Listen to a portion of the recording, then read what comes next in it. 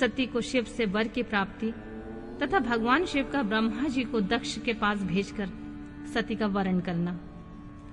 ब्रह्मा जी कहते हैं, मुने, उधर सती ने अश्विन मास में शुक्ल पक्ष की अष्टमी तिथि को उपवास करके भक्ति भाव से सर्वेश्वर शिव का पूजन किया। इस प्रकार नंद व्रत पूर्ण होने पर 9वीं तिथि के दिन वे ध्यान मग्न हुई। सती को भगवान शिव ने प्रत्यक्ष दर्शन दिया। उनका अविग्रह सर्वांग सुंदर तथा गौण वर्ण वाला था। उनके 5 मुख थे, प्रत्येक मुख में 3-3 नेत्र थे।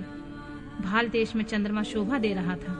उनका चित्त प्रसन्न था और कंठ में नील चिन्ह दृष्टिगोचर होता था। उनकी 4 भुजाएं थीं। उन्होंने हाथों में त्रिशूल, ब्रह्म कपाल, वर तथा अभय धारण कर रखे थे। भस्ममय अंगराग से उनका सारा शरीर उद्दासित हो रहा था।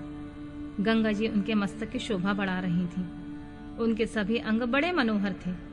वे महान लावण्य के धाम जान पड़ते थे। उनके मुख करोड़ों चंद्रमा के समान प्रकाशमान हो रहे थे।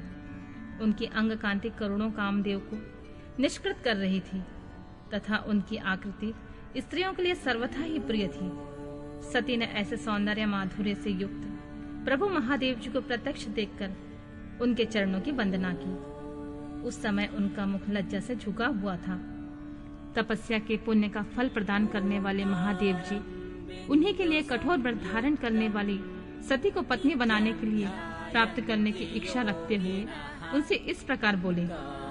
कहा, उत्तम व्रत का पालन करने वाली दक्ष नंदिनी, मैं तुम्हारे इस व्रत से बहुत प्रसन्न हूँ, इसलिए कोई वर मांगो। तुम्हारे मन को जो अभीष्ट होगा वही वर मैं तुम्हें दूंगा। ब्रह्मा जी कहते हैं, मुने, जगदीश्वर महादेव जी यद्यपि सती के मनोभाव को जानते थे तो वे भी उनकी बात सुनने के लिए बोले, कोई वर मांगो। परंतु सती लज्जा के अधीन हो गई थी, इसलिए उनके हृदय जो बात थी वो स्पष्ट शब्दों में कह न सकी। उनका जो अभीष्ट मनोरथ था वह लज्जा से आच्छादित था।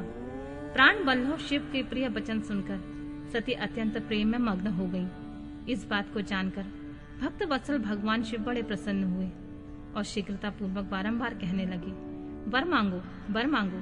सत्पुरुषों के आश्रयभूत अंतर्यामी शंभु सती की भक्ति के वशीभूत हो गए थे।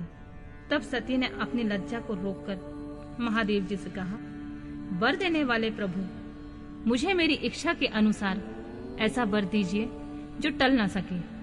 भक्त वत्सल भगवान शंकर ने देखा सती अपनी बात पूरी नहीं कह पा रही हैं। तब वे स्वयं ही उनसे बोले, देवी, तुम मेरी भार्या हो जाओ।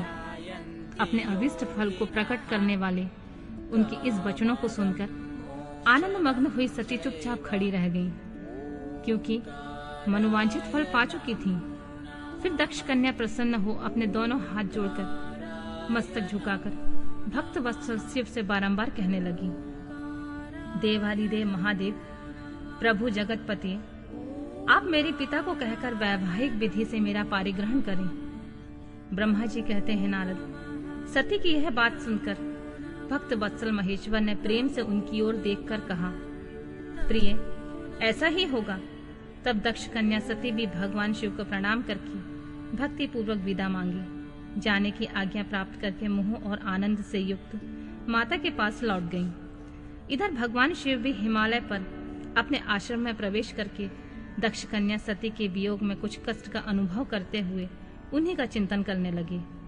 देवर्षि, फिर मन को एकाग्र करके लौकिक गति का आश्रय ले भगवान शंकर ने मन ही मन मेरा स्मरण किया। त्रिशूलधारी महेश्वर के स्मरण करने पर उनकी सिद्धि से प्रेरित हो मैं तुरंत ही उनके सामने जा खड़ा हुआ। तात हिमालय के शिखर पर जहाँ सती के वियोग का अनुभव करने वाले महादेव जी विद्यमान थे, वहीं मैं सरस्वती के साथ उपस्थित हो गया। देवर्षि, सरस्वती सहित आया मुझे देख सती के प्रेम पाश में बंधे हुए शिव जी उत्सुकता पूर्वक बोले, ब्राह्मण, जब से विवाह के कार्य में स्वार्थ बुद्धि कर बैठा हूँ, तब से अब मुझे इस स्वार्थ में ही स्वतः तुझसा प्रतीत होता है। दक्ष कन्या सती ने बड़ी भक्ति से मेरी आराधना की है। उसके नंदा व्रत के प्रभाव से मैंने उसे अभीष्ट वर देने की घोषणा की है।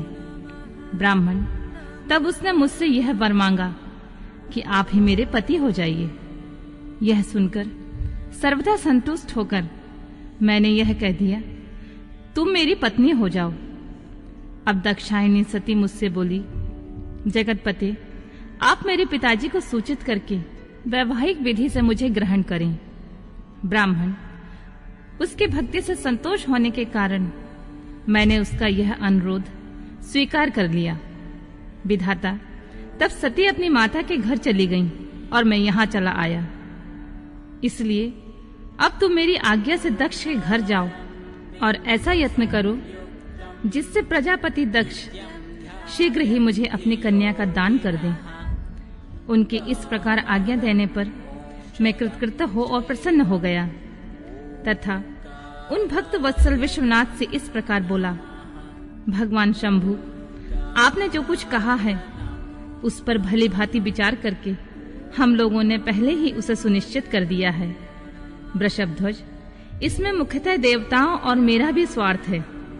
दक्ष स्वयं ही आपको अपनी कन्या प्रदान करेंगे, किंतु आपकी आज्ञा से भी उनके सामने आपका संदेश कह दूंगा। सर्वेश्वर महाप्रभु महादेव से ऐसा कहकर मैं अत्यंत वेग वाली रथ के द्वारा दक्ष के घर जा पहुंचा।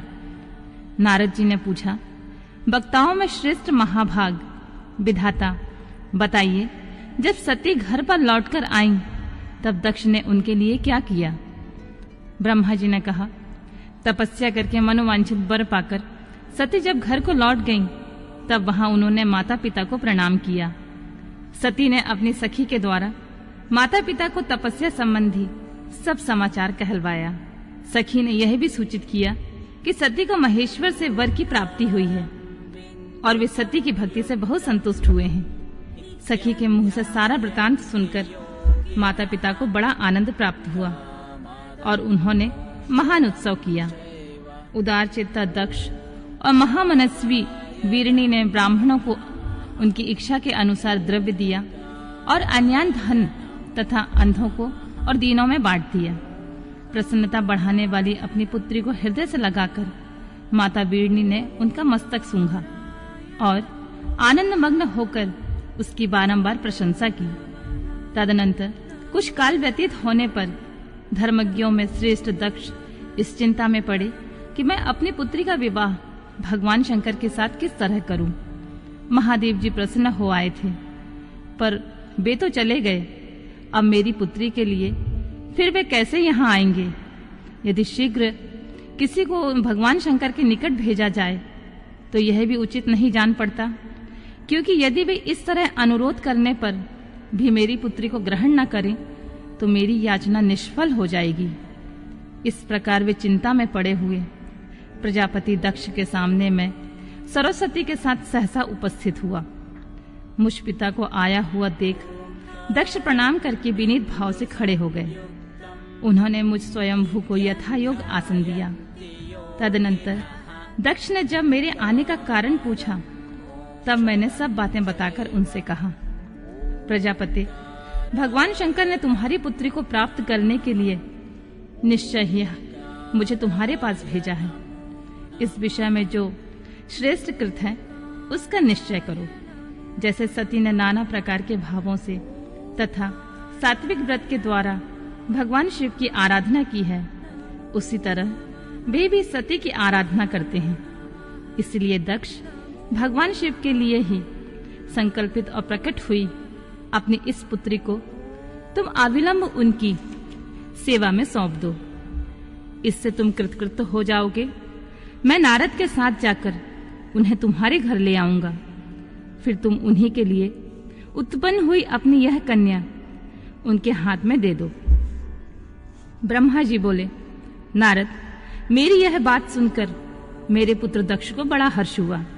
वे अत्यंत प्रसन्न होकर बोले, पिताजी, ऐसा ही होगा। मुने, तब मैं अत्यंत हर्षित होकर वहां से उस स्थान को लौटा जहां लोक कल्याण में तत्पर रहने वाले भगवान शिव बड़ी उत्सुकता से मेरी प्रतीक्षा कर रहे थे। नारद, मेरे लौट आने पर स्त्री और पुत्री सहित प्रजापति दक्ष भी पूर्ण काम हो गए। वे इतने संतुष्ट हुए मानो अमृत पीकर अघा गए हों।